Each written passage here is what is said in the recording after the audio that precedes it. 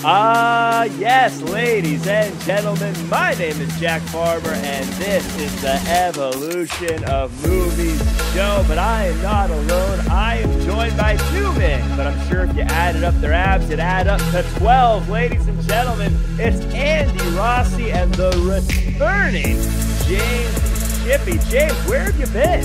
Well, folks, I was what they call on maternity leave. I left the show a boy and came back a boy with a littler boy. His name's Liam. He's beautiful. 6 pounds, 9 ounces, 19 inches. Okay, you see, this is the explanation you give. It's a life-changing event. That's all I got to say. Anyone that follows me on social with close friends, it's amazing. It's fun being a dad, and it's not enough words to explain it. But I'm very thankful.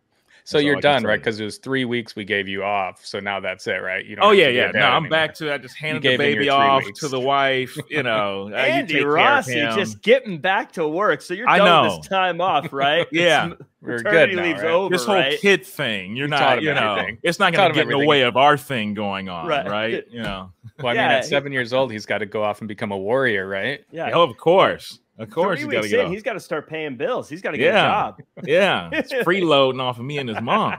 Well, I'm excited to have you back. I'm excited to chat movies with you. And again, congratulations to you. But man, let's talk about this show.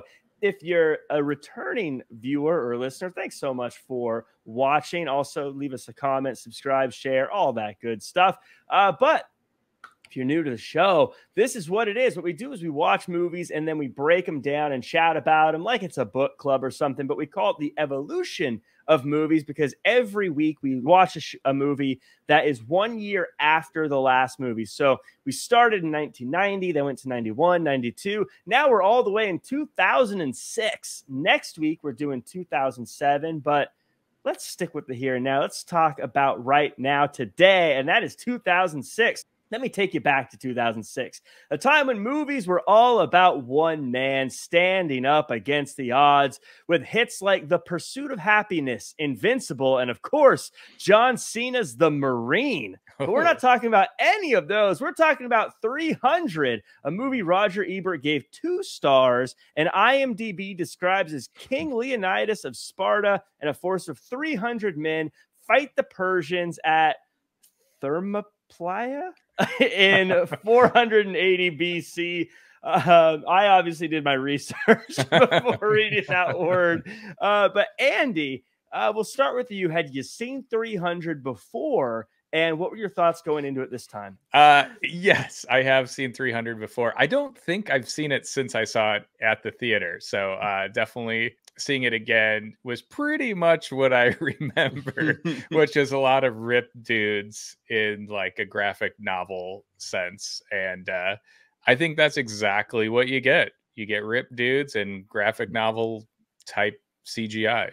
Yeah, I'm with you. I saw this movie in theaters. I loved it when it came out. I'm all about the swords and stabbing people and fighting and all that kind of stuff. So I was super into this.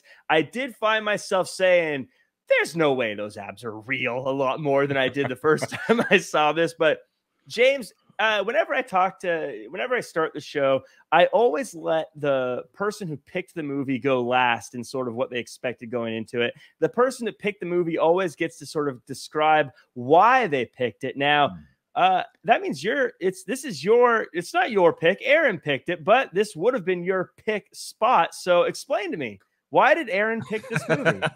Well, look, here's the situation.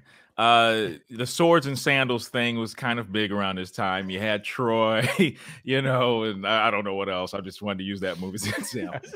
I think you had Colin Farrell was in something too. Alexander. Oh, yeah, Alexander. Become who you are meant to be. Swords and sandals. It's like, hold on. It sounds like you had like a little puka shell necklace while they're.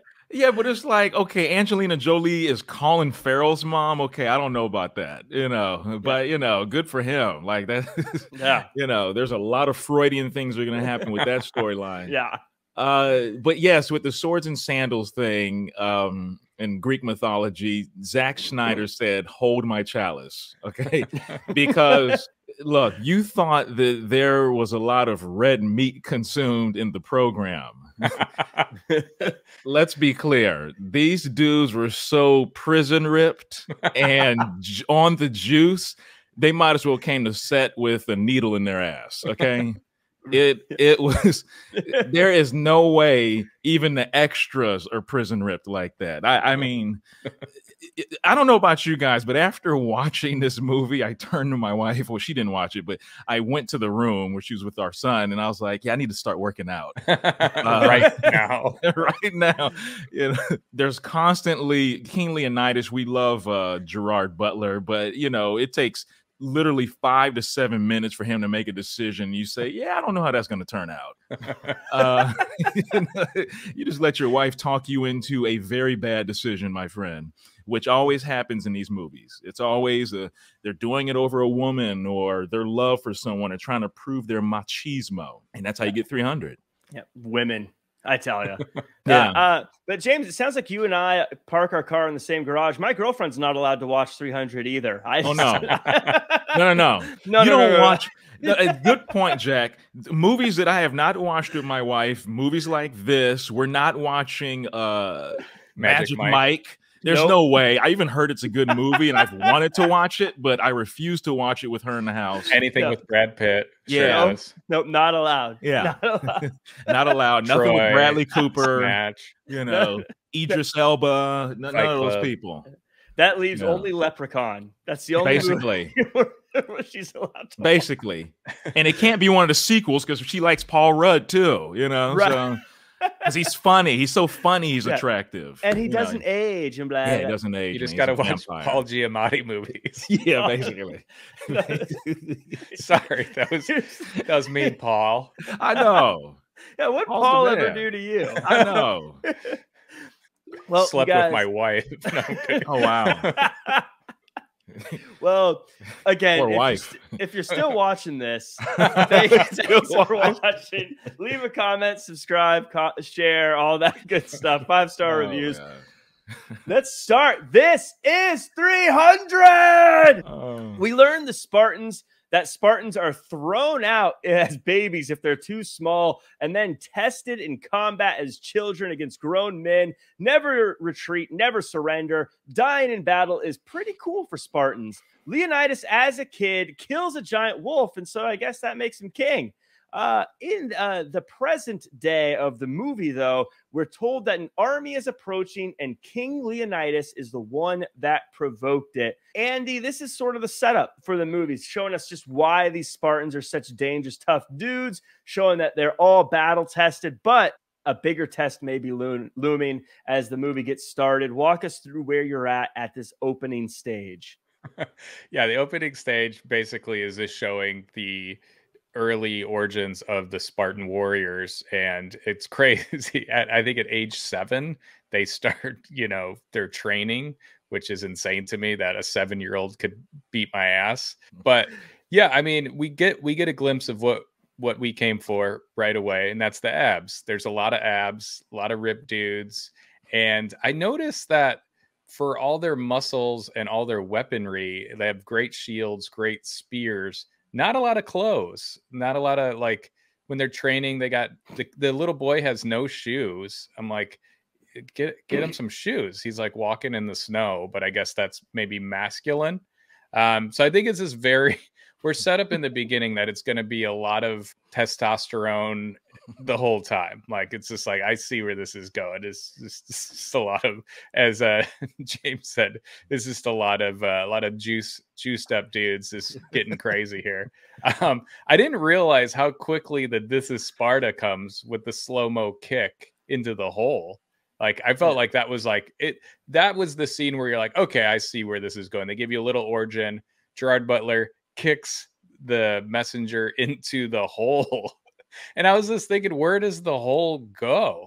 What's at the end? And I was thinking how funny it would be if it was just like a baby pool at the end. They just like fly down this hill and it's just like, oh, it's landed in some water. There's a rubber ducky. One of my favorite lines of this episode already is Andy going, I guess that's masculinity. To their credit, to the Warriors' credit, Andy, I wouldn't wear a lot of clothes either if I was shredded like that. If I was built like any of those Spartans, I would totally just walk around in a Speedo everywhere. Just be like, well, you already do. You already do. James, this is, and of course we'll talk about once the actual movie gets going and dudes getting kicked into endless holes. But this is the setup, the kind of the beginning, us seeing how Leonidas became such a badass. Any thoughts just on the stage being set here? Well, Jack, as a dad, here we go.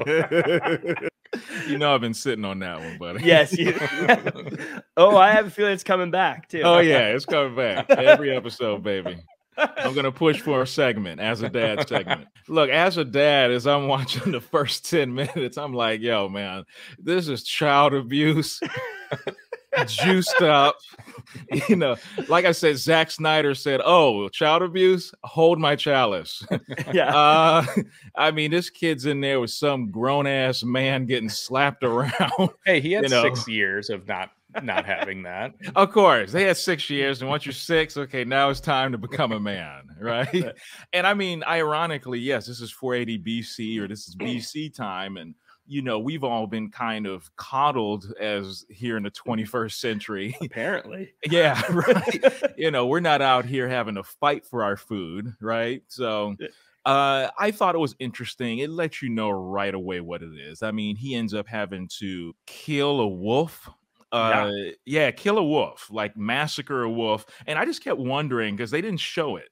Because even though it's a wolf, they don't show the actual killing of it on camera. You just see like the shadow of it. And I'm wondering, is this like, still for like, animal protection? Like, hey, that's still too far. Even though this is a mythical creature that he's fighting, we don't want to go too far. As you said, it's masculinity.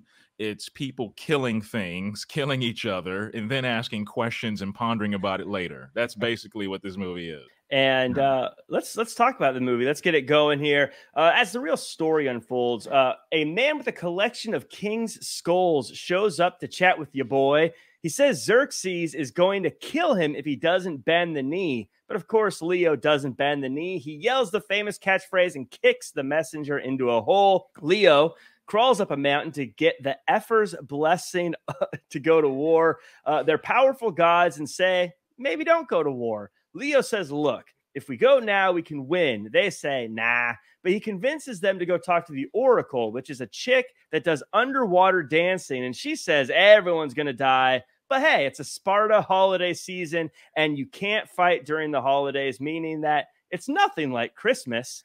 But we all go, but it looks like they got a payoff from Persia to say no. Leo, though, he says, you know what? I don't care. I'm just going to go on a walk and make things happen based on what his wife tells him to do. The wife then, him and his wife, they get romantic. James, walk us through the sex scene.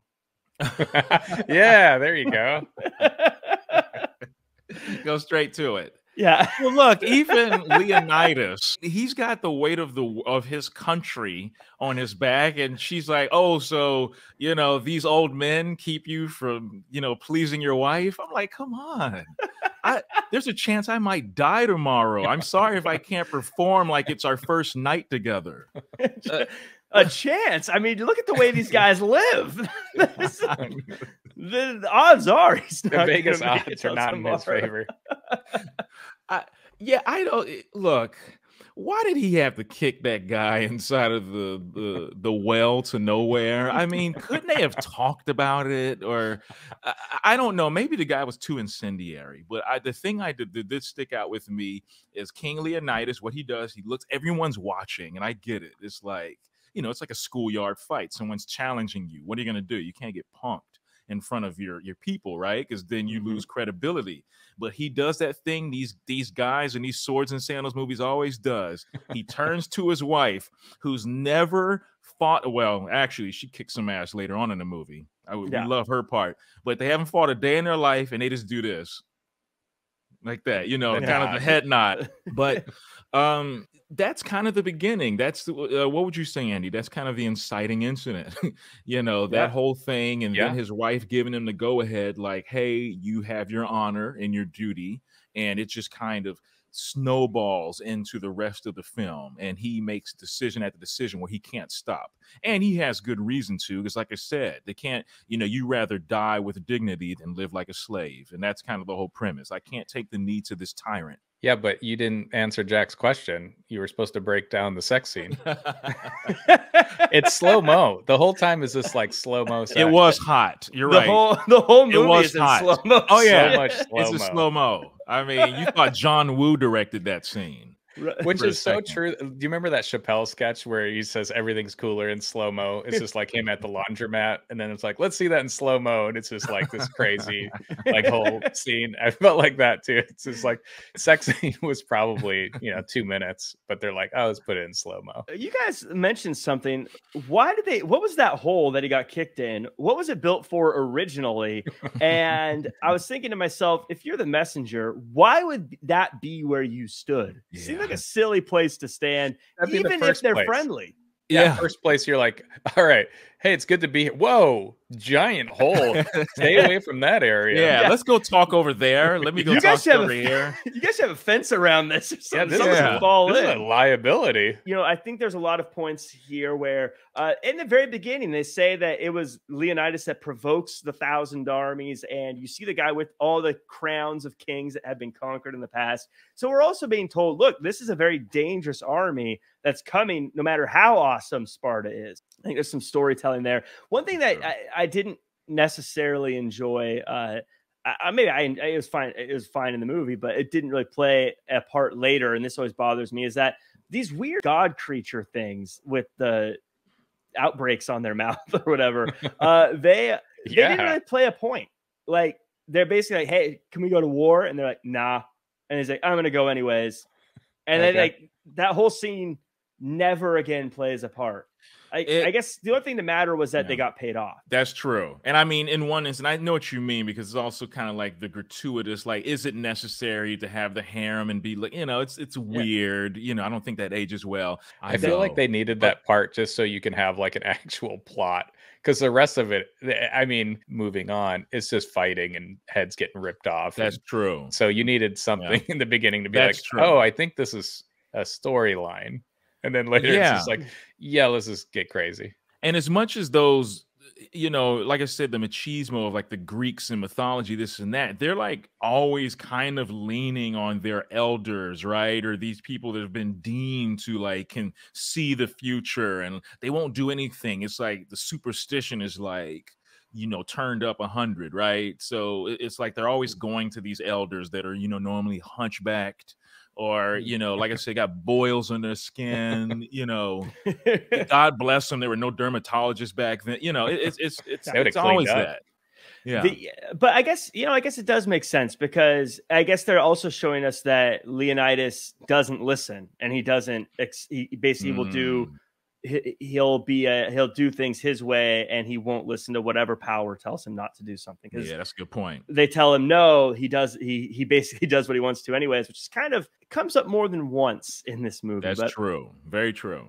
As we mentioned, Leo decides to take 300 Spartans to go for a stroll, and if they run into the bad guys while they're out and about, so be it. But they certainly aren't marching on the bad guys. That's against the rules. On their way, help arrives from a neighboring city, and while they're not soldiers, they're still there to help. They find a burned village, and a kid shows up and tells the Spartans that everyone got pinned to a tree by the terrifying super soldiers known as the Immortals. The Persians ships land during a storm, and the Spartans celebrate as their ships are smashed. Back home at Leo's house, his wife is trying to convince the council to give her a meeting so that she can convince them to give him some support.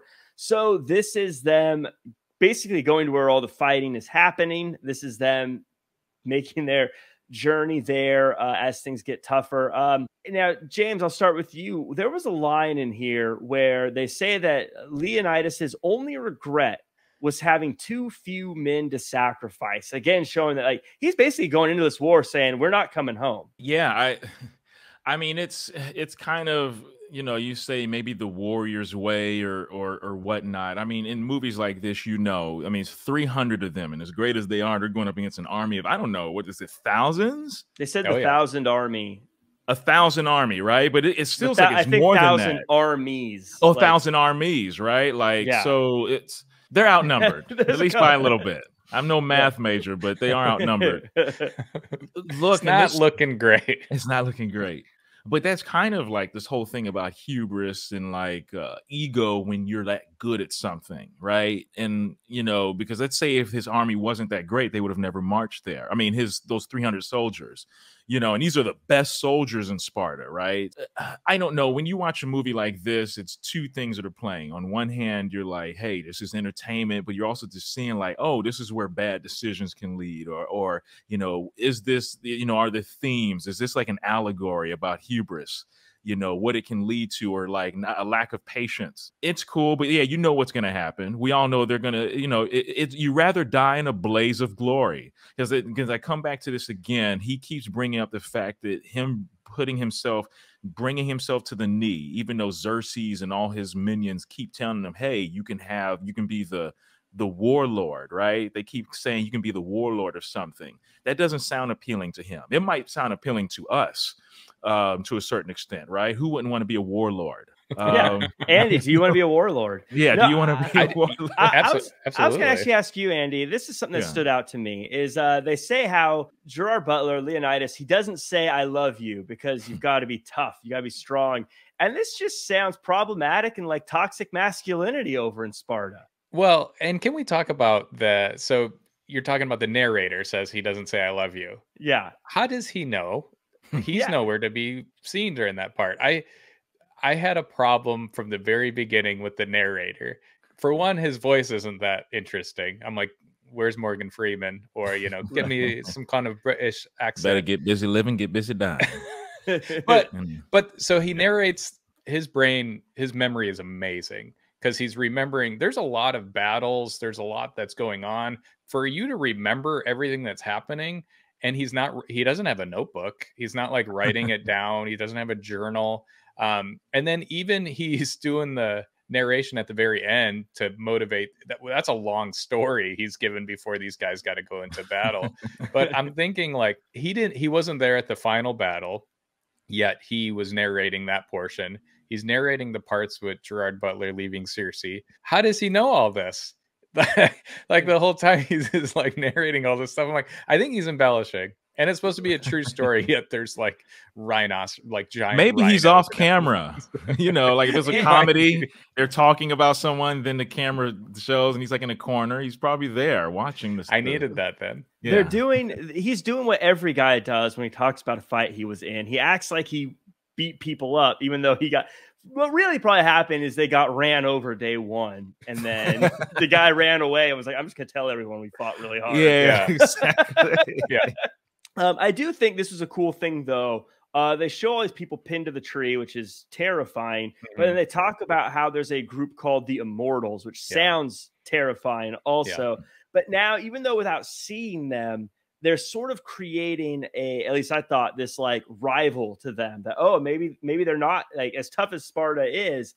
There are people who are also just as tough. And to me, that built a lot of anticipation. I can't wait to see what happens when the Spartans clash with the Immortals down the line. Yeah, same. The next day, the armies are landing in unfathomable numbers, despite the ships that crashed the night before, and all the world warriors get ready to invade. The emissary tries to punk the Spartans and get his hands chopped off.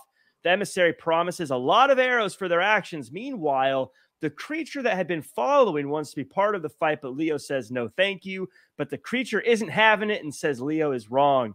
Soon after, the 1,000 armies show up and it's time to brawl. It's the first big fight scene in slow motion, and the 300 shove the bad guys off of a cliff. Then it gets dark with arrows. That MSC knew what he was talking about. It leads to another big fight, but hey, all in the day of a Spartan. This leads Zerk to have a meeting with Leo, and it doesn't go well. So the Immortals are sent in, and these guys are tougher than the last, and that number 300 gets a little bit smaller after some of the Spartans meet their end. Leo kills a giant, and the amateurs from the other city get involved and fail pretty hard. but not as bad as the Immortals failed, and Xerxes is upset. Also, Leo's wife has to wait 2 days before her council meeting. So Andy, yeah, this is where the emissary, he's the guy with the whip. He's the guy that talks trash, and he's the guy that gets his hand chopped off. Tell us about this dude. Yeah, well, I mean, for me, like I've said in other movies, this is kind of where the movie starts for me. Like, this is like, this is where I would tune in and be like, okay, what was all that backstory? I would just ask one of you guys, like, oh, this is what you missed for the past half hour. I'd be like, oh, okay, cool, got it. Because now it's like the fun battle scenes and kind of the stuff that I'm here for. This is why I'm watching 300. But yeah, dude comes out, and I think he's just asking for it. He's got the 300 and he's got his little whip, and I'm like, dude, this is not going to end for you. And Michael Fassbender, who I didn't know was in this movie, Magneto. Magneto chops his arm off. And yeah, I kind of felt bad for the hunchback guy. He really wanted to just fight, and he couldn't. His reasoning wasn't you can't just let him come along with you. Why not? Well, we do see that, as he says, you've got with the Spartans, you've got to be able to work side by side. And if you're the guy next to you isn't capable, then you're in trouble. And we kind of saw how the losers from the town over messed things up a little bit when they tried to help out. So I kind of see what he's saying, but I was with you, Andy. I was hoping he would have a moment where he comes out and like saves Leonidas or something. That's what I was hoping too. But I guess not quite what happens with him. We'll get to that. I do like the line though, because I didn't know it was going to happen. They said something like they're thirsty. Well, let's give them something to drink. And I was like, what does that mean? And then the next thing you know, they all fall off the cliff and land into the water. I'm like, there you go. Yeah, Very nice. So I love the emissary, as you said. I thought he was just a perfect antagonist. When you think of antagonist, he antagonized like crazy. Yeah. Though, to be fair, he didn't realize how tough these guys were. He's probably like, look, I got an army with me. We're going to be fine. They do push off the first wave of guys. And then the meeting with Zerk, with Xerox. James, you got to walk me through this weird, like, there was some weird tension in the room when these guys were chatting. Look, I think when he placed his hands on his shoulders from behind, it was seductive. The way Zeus, like he was trying to seduce him, right? I think that's basically what they were getting at. There was a seduction there. And I don't know, it's funny because when you watch a scene like that, put ourselves in a situation of the protagonist, and we're like, okay, what would I do in this situation, right? And there's this guy, he's got a deep voice, he's tall, he's offering him the world, and he's like, all you have to do is just get on a knee and just say, hey, I'm the guy. And he's like, nah, I ain't doing that. And at a certain point, I think at this point, I'm like, you know what? I respect it. He's come this far. I mean, why would he stop what he's doing now? Because once again, going back to what can I do? What kind of pride and dignity can I have? But I would assume, and we'll see with the hunchback, you use seduction and all these things for power and I don't know, more immortality and all these things that attract people, that people will kind of sell their souls for. But not Leonidas. It was a better sales pitch with the hunchback, though. Like with Gerard Butler, with Leonidas, it was just like, I'll give you everything you need. With the hunchback, he's like, this is everything you need. There you go. Yeah, I was watching this thing, and is Xerxes hot? Am I supposed to be like, you're very ambiguous the way the answer is yes. Am I attracted to him? Am I attracted? I had a question, and either of you guys can take this because this is a serious thing. I was wondering, is this movie, are we implying that like magic is real in this movie and that mythical creatures exist? Was Xerxes supposed to be mythical? Because he was literally a giant. And there were certain things where like am I supposed to think that girl that looked like she was dancing underwater was actually accurate, or was this supposed to be like, you know what I mean? Like, was magic real in this? Is what I'm asking. I would hope so. You got Sloth from the Goonies is like 9 feet tall in that scene, just like slaying. It's like Sloth, and ironically, it's Sloth on the juice. So whenever Zack Snyder was storyboarding this film, he was like, okay, how can we make any character from movies in the past look like they're juiced up and have a needle in their ass? Yes. Okay, Sloth, I love Goonies. Let's make a Sloth, but he's prison ripped. Yeah. and it was kind of one of those things too in that fight. I mean, Leonidas does take him on one-on-one, and I felt like that, you know, where was the rest of the 300 to help him with giant sloth guy? But I did think it was funny. It was very Van Damme-esque in this movie where Leonidas was fighting everybody one-on-one, and I was just thinking, there's thousands of you.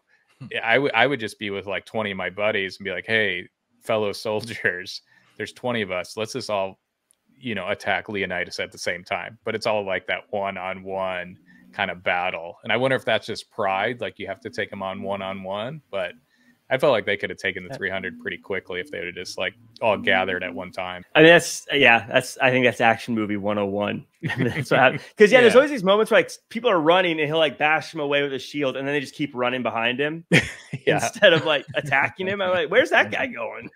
Brian was like, oh shoot, that's Leonidas. Bye. Exactly. That's true. Yeah. He's gonna go tell his friends, you know how close I got to Leonidas? I barely got out of there. Right.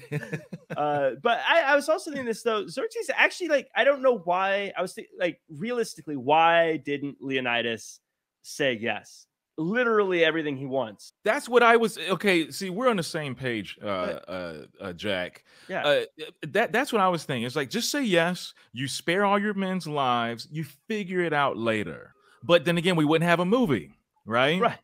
You know, we wouldn't have a movie. We'd have a short film. Just like I say in horror films, if the leads were brothers, okay, you don't go into the haunted house. It's a short film. It's a 5-minute movie. Hey, we saw people under the stairs, and they. Oh, that's true.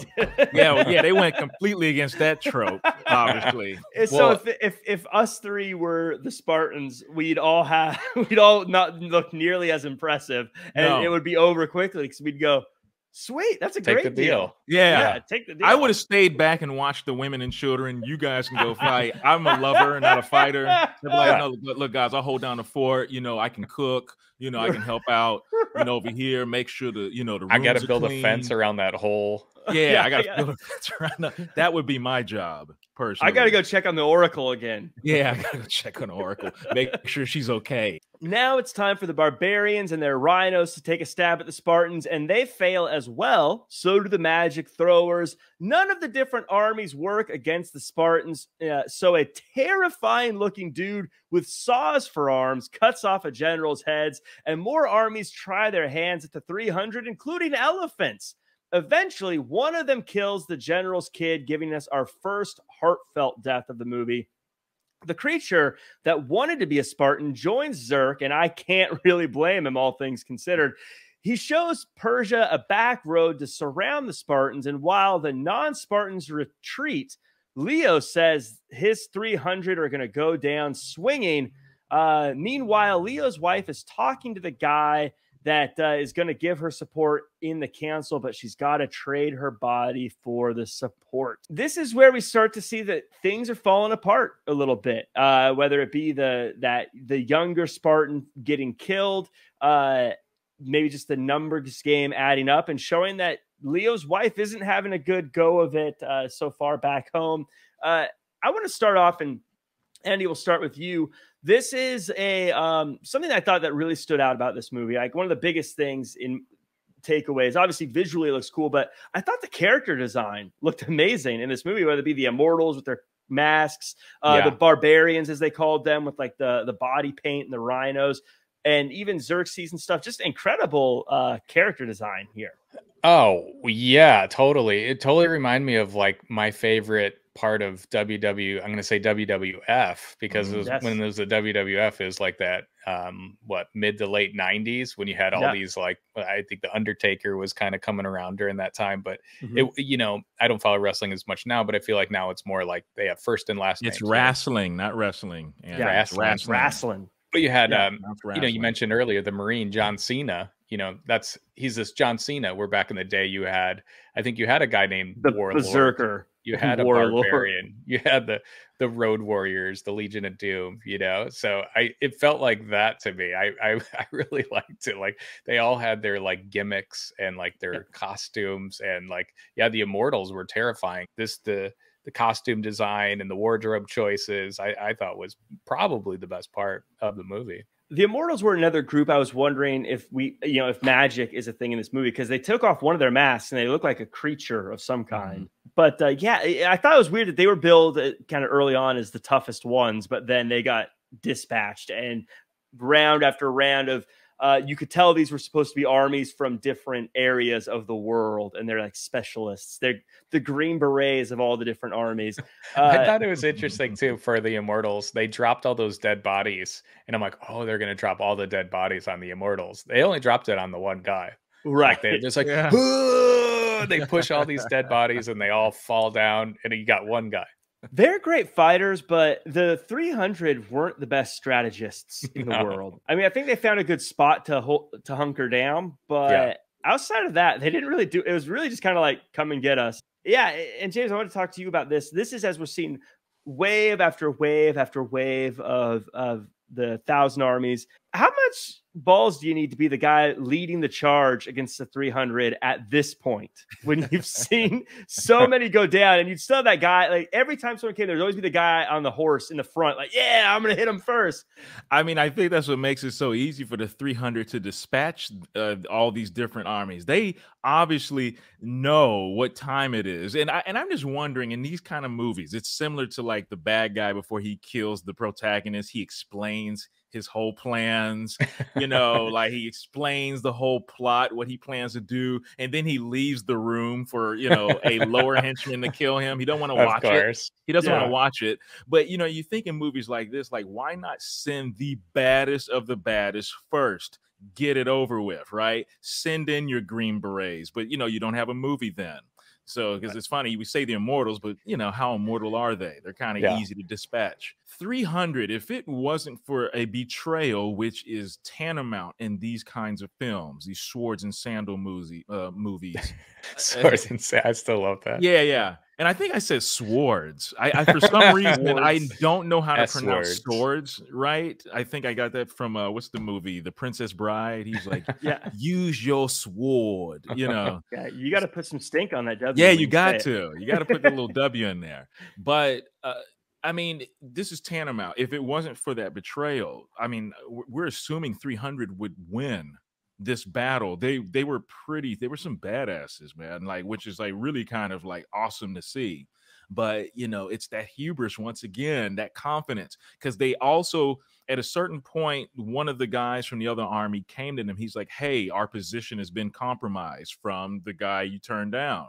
We got to retreat. He's like, no, I'm not doing it. And it's one of those things when he sends off the narrator, right, Andy? I think he sends the narrator off at this point, because he knows at this point, like, tell my wife. Well, he still didn't tell her I love you. He just said, tell my wife. Well, she knows what she wants, what I want to tell her. And tell her my story of how I'm going to die. I'm probably just going to fall off a cliff, but tell her that there was all these daggers and arrows flying towards me. And, you know. Yeah, the truth is I'm probably just going to get hit by a stray arrow and die not very gloriously. But or one of these cuts are going to get infected. Right, that's the truth. They all died of infection. Yeah, dysentery or whatever. Can we talk about that beheading, though, of the son of the captain? Oh, man. Oh, yeah. Well, my thought, though, was these are the top 300 fighters, like, ever, right? And there's a guy on a horse, like, hauling ass behind him. Is he just so infatuated with his dad finally noticing him that he can't hear the hooves? I feel like you would have the biggest celebration after you kill, like, because all these armies have gone. You can barely kill one of these guys. You get one of them. I feel like I'd ride the horse. I'd just turn right back around and be like, dude, I got one. Yay! Bing, bang, boom. Yeah. What was with, I think we need to discuss, what was this nightmare creature with saws for hands that they threw in there, by the way, just to chop someone's head off? Did you guys, like, that was terrifying, that thing. Why didn't they send him to go fight? Jeez. Yeah, they need a giant in that 300 group. Well, when you don't eat any fat whatsoever, and like, you're not going to get many giants, I guess, in there. But so we get to the kind of definitely a low carb diet. Definitely a low carb diet. Yeah, I don't know. I don't know. They keep it very clean. Look at old Fat John over there with 0.7% body fat. Yeah, he's let himself go.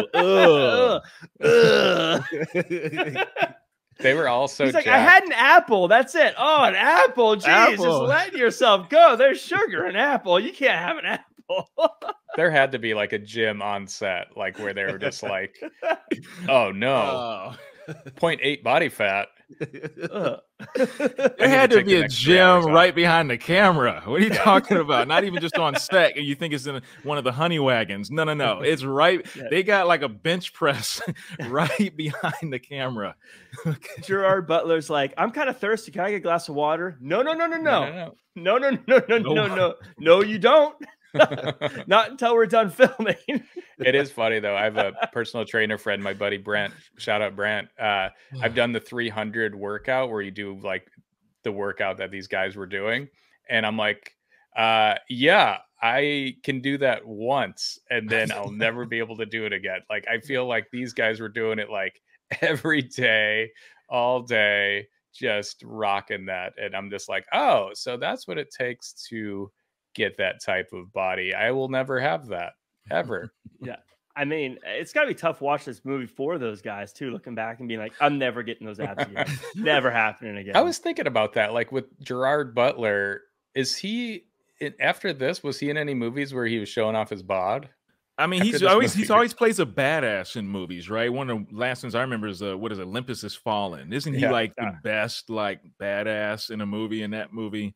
But yeah, they don't normally don't. And even like Hugh Jackman, as jacked as he always gets for Wolverine, he's like, yo, I guess he's in his early 50s now. He's like, I can't physically do this anymore. Yeah, like get jacked like this. If you're Gerard Butler, though, I feel like any movie that's like, hey, Gerard, we need you to be shirtless, he'd be like, nope. I did that in 300. I want people to remember me as I was. Now Gerard Butler always plays the guy that's like, I'm just a family man with a regular job who can also kill everybody. I'm just trying to live a normal life here, and then he kills everybody, and somehow he's got this super training. And a plug for Greenland. I don't know if you guys have seen that's a good one. Oh yeah, that's really good. That's like a shocking surprise, like great film. Yeah, so, yeah, definitely one I went in with low expectations. Like, wow, this was tense. Yeah, and then you start planning, what would I do if exactly? It's always these kind of movies. I haven't seen that one. Do. Yeah, it's good. Check it out. Yeah. So is it Jack? What would you do? I'd probably die. Yeah. Oh, that's me in 300 though. I would die in a second, or I'd be like James. I'd just stay back and like hang out. Seriously, just stay back with the women and children. Yeah. Even if they're going to tease you, just take it. You'd be like, you know what? I'll still be alive. Hang out with the old guys. Yeah. Make fun of me when you get back. Well, so that gets us to the kind of the wrap up of the movie here. Leo's wife finally gets her meeting in front of the council. She speaks well, but the dude she hooked up with backstabs her, and then she stabs him in the dick, and he bleeds Persian gold. Oh my God. Then they figure out he's a traitor. The Immortals return with Zerk in tow, and Zerk and the fellas give Leo one more chance to join the 1,000 armies, and Leo kneels before hucking a spear and showing the God King does bleed, and eventually the Spartans slowly fall before the arrows rain down on them. Wow. One-Eyed Willie tells Leo's wife he's dead, and as the man telling the story, he eventually tells the council and eventually is leading an army to rid Greece of Persia once and for all. Andy, I'm going to start with you on this. I felt like the guy from The Wire lying about it to the council, that lie was the coldest thing I've ever seen in a movie in my life. But the line that he gives to her is so dirty and gross. He says, this will not be over quickly. You will not enjoy this. And you're like, oh my God. And then when she comes back and stabs him and says, this will not be over quickly. You will not enjoy this. You're like, Yes. I love how he gets his comeuppance. Yeah. It was a great comeback. That was great. But the line, and not to interrupt too long, but the line, I was like, it's like she knows what time it is when the dude from The Wire comes there. Like she says, what does a realist want with his queen? I was like, really? Like, you're gonna go there, you know? And then she just unrobes herself. I mean, for all we know, he just wanted a cup of coffee, you know, a cup of tea. You're just throwing the cooch at this guy. What do you expect? Of course, he's gonna take it.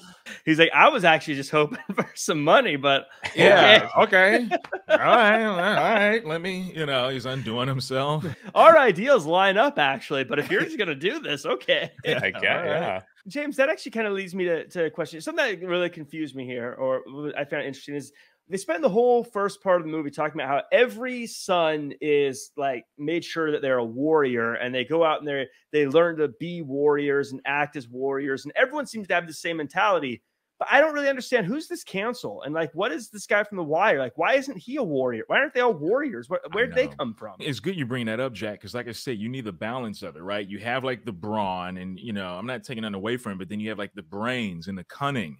And like this council and like all the brains are out of shape. Yeah, no, they're always out of shape, right? Because they don't have. So then we would all stay back. We're the brains, you guys. We're brains. Look at my body. I'm smart. Oh, exactly. Look how fat I've got a good personality. Really oh, that guy, fat as shit. He must be brilliant. He must be brilliant. Well, you do that sometimes, right? You see like this woman that's a 10 with a dude that's like a 2, and you're like, this dude either has a lot of money or he's like the coolest MFer in the world, right?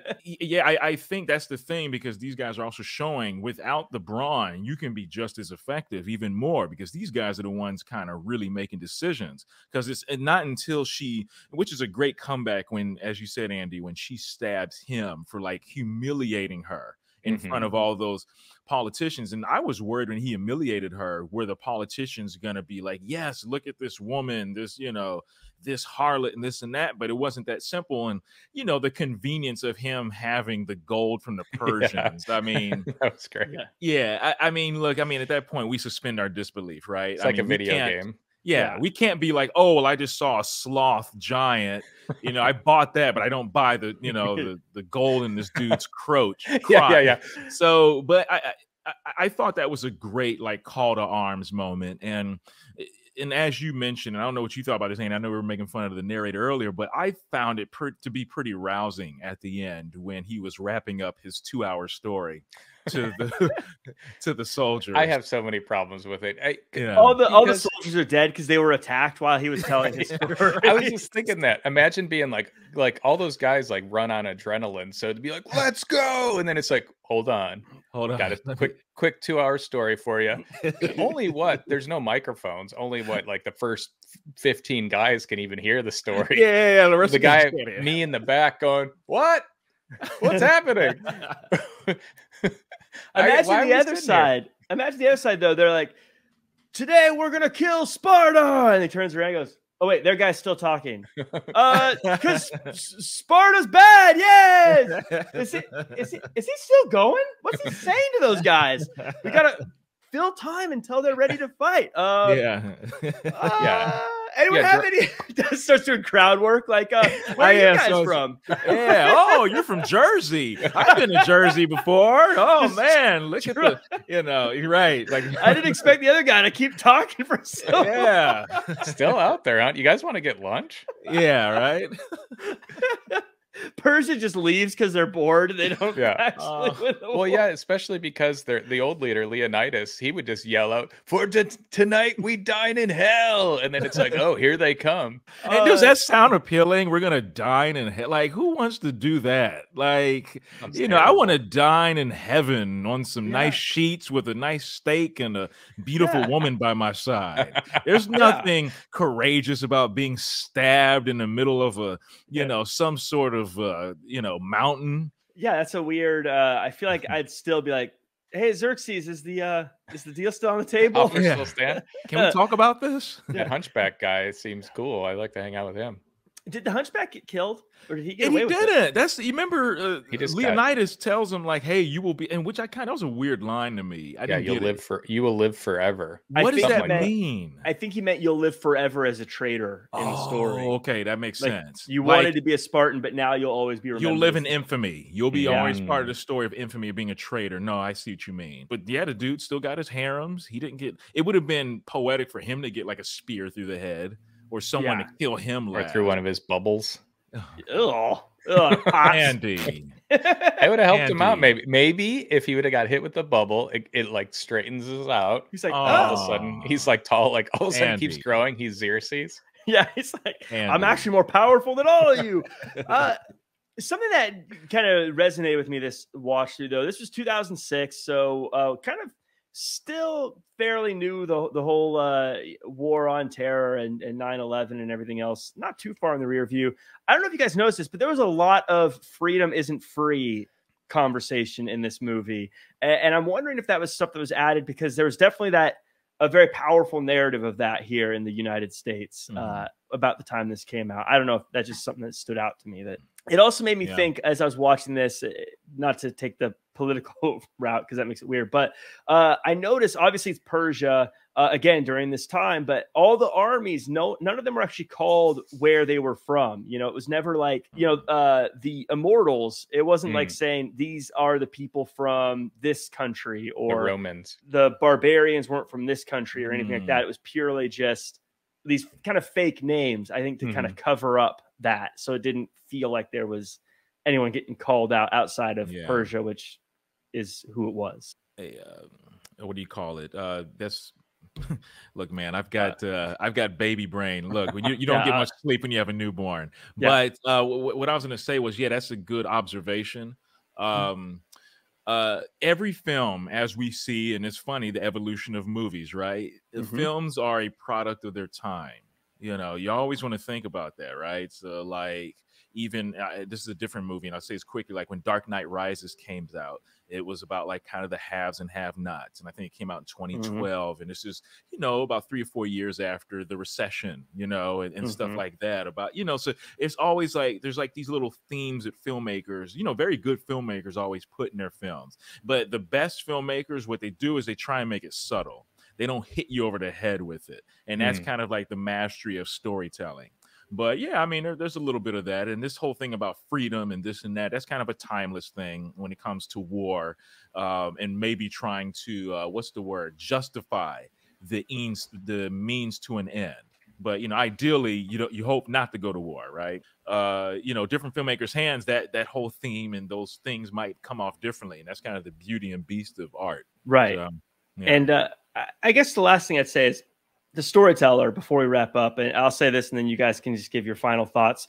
The storyteller, One-Eyed Willie, who is, as I dubbed him, another Goonies reference, right? I love that. Yeah, right. Was I the one that thought his voice just did not match who he was? Like, he looked like he'd have a regular, like, American voice, but he's like, then the people of Sparta will come. And I'm like, whoa, dude.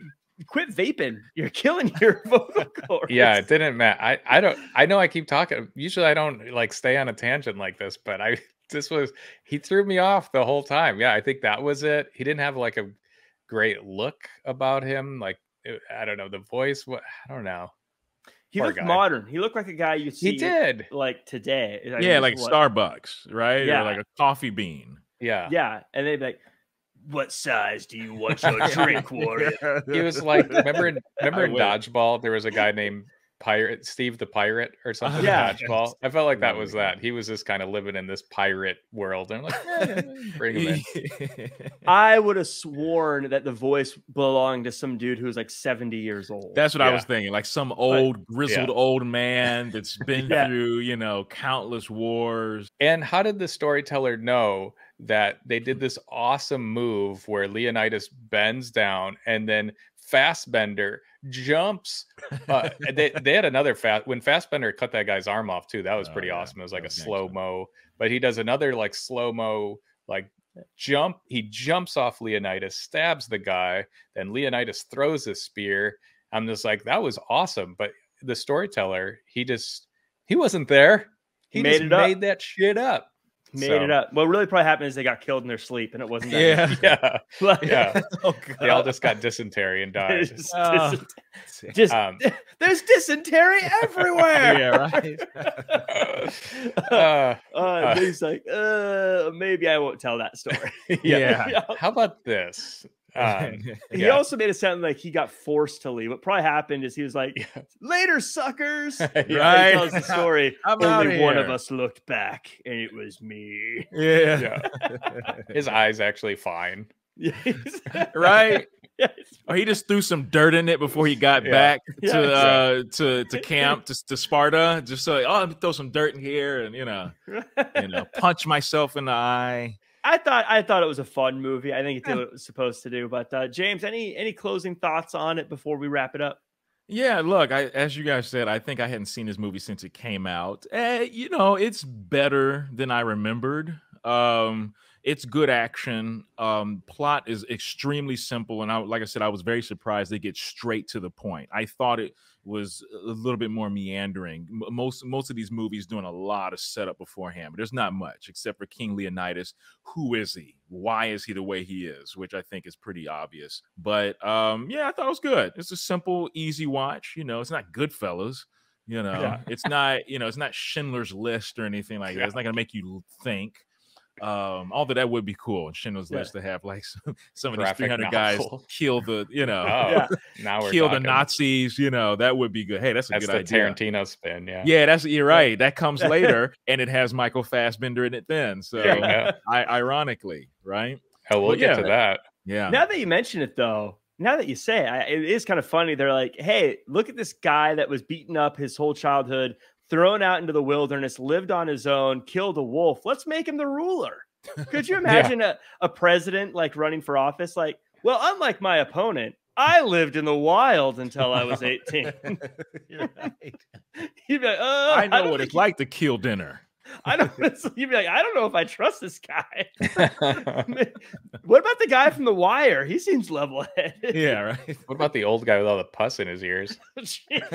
He's had a lot of life experiences. So I thought it was fun. I thought it was a good one. But let's get to everyone's favorite part of the show. Let's talk about how you have 300 options, Andy. Do any of them connect to Kevin Bacon? Oh, absolutely. And we organically made it there, as we always do.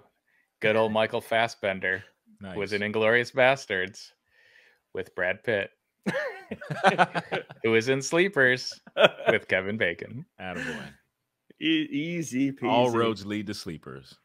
And I think we're going to have to add a new segment here. As a father, yes, James, that'll be a segment. And unless you got something you want to throw out right now, we'll maybe add that to the following episode. Yeah, we can do the following episode. Maybe we do that at the beginning of the episode. So yeah, as a dad, right. My view on it. This was a good one to as a dad, though. Would you send your kid off? What did they call it? A gogi or something like that? A gogi is when they're like 7 and they start getting warrior. It's so fun when you put it that way. Hey, you're off to a gogi. Yeah, you're off to a gogi. You're just gonna be fighting grown men, right? Animals, battling wolves, guys with saws for hands, right? Our pets' heads are falling off. A tall guy with piercings that you might be attracted to. That you might be attracted to, and let's talk about it because he has a lot of money and a lot of power. Yeah. Right. You have my support. Dad's trying to retire early. I talk about this. So that's it for 300. Let's talk about next week. When we talk about next year 2007, we're going to talk about a movie that I absolutely loved, but I bet Roger Ebert gave half a star to. It's the action-packed Live Free or Die Hard. Fellas, I am excited to watch this one again. I saw it in theaters, haven't seen it since, but I really dug it in 2007. 2008, Andy, what are we going to watch? 2008, I got a particular set of skills, and I'm going to use those skills to watch Taken. Nice. Yes, Liam Neeson. Nice. I like how we kind of go through phases on this show. Like we had the teen movie phase for a little bit. We had like the bad action movie phase for a little bit. Now we're getting into, I guess, bad action phase. Bad action. Bad action. But then James, 2009. I can't believe we're already to 2009. Wow. What are we watching? I think Inglourious Bastards came out in 2009, but I was like, okay, I've already picked another Tarantino movie. We're going Nick Cage, ladies and gentlemen. The glorious film, Bad Lieutenant, Port of Call, New Orleans. Get your popcorn ready. That's all I got to tell you, folks. Yeah. I've never seen that. I'm very eager to see it. I love that I don't think it's a sequel, but it still has the secondary title attached to it. Yeah. Well, it's a remake from a movie in the 70s. Harvey Keitel. Yeah. Harvey Keitel. Oh, okay. It was. I didn't know that until I watched it recently. But get ready. Like I say, Nick Cage goes full Nick Cage. That's all I'm going to say. I am very eager to watch that. And everyone watching should be eager to watch it as well. So as always, make sure to watch the movies and then watch the show with us. Next week, Live Free or Die Die Hard. Check that out. Whether or not you've seen the other Die Hard movies, I'd say, just watch this one and then watch along with us as we chat all about it. James, it's been a while. Where can the world find you online? Yeah, you can find me at jshippy2, the number 2 on Twitter, and at JEShippy2 on Instagram. And Andy Rossi. You can find me at just Andy Rossi. And I'm Jack Farmer. You can find me at Real Jack Farmer across all social media. That does it for the evolution of movies, and we'll see you guys